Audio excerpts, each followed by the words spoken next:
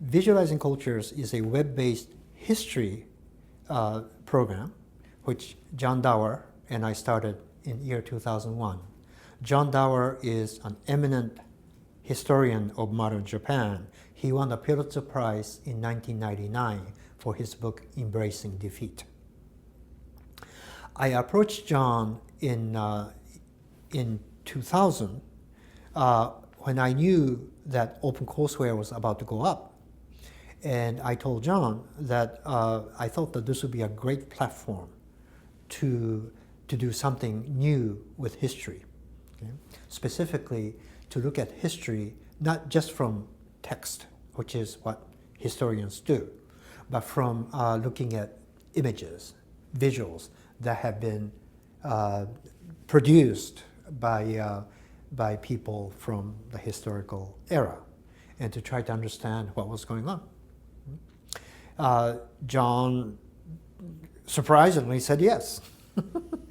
And so we started. We didn't quite know what we were doing at first, but we got very lucky with our first unit, which is Commodore Matthew Perry's arrival in Japan in 1853 to open up Japan, which had been essentially isolated, closed for 250 years.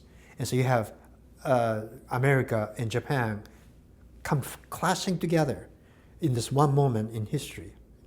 And from that, this explosion of images from both sides. Americans depicting the Japanese, and Japanese depicting Perry and his men and his ships. It's just wonderful. And what's really interesting is that when you look at images, you get to see things that you cannot get from written material. We found lots of images where the Japanese were really curious about Perry's men and drawing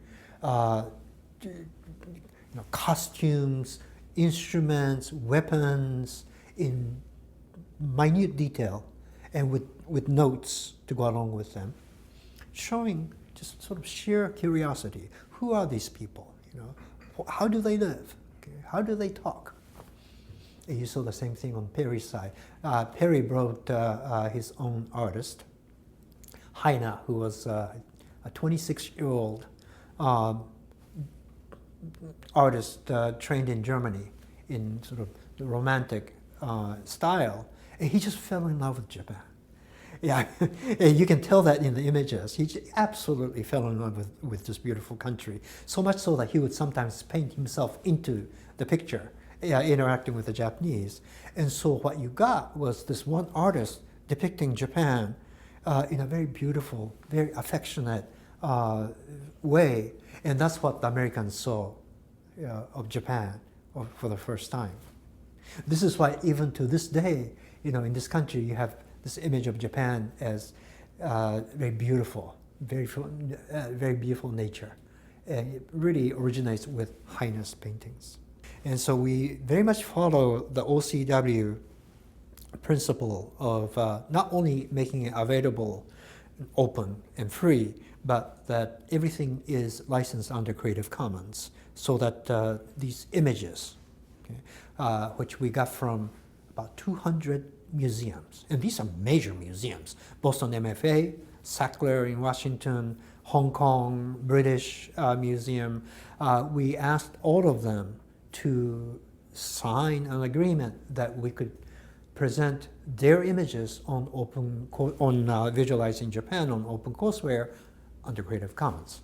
And so anyone coming in and studying Visualizing Cultures can take images and copy them, distribute them, alter them into their own material and use them however they wish.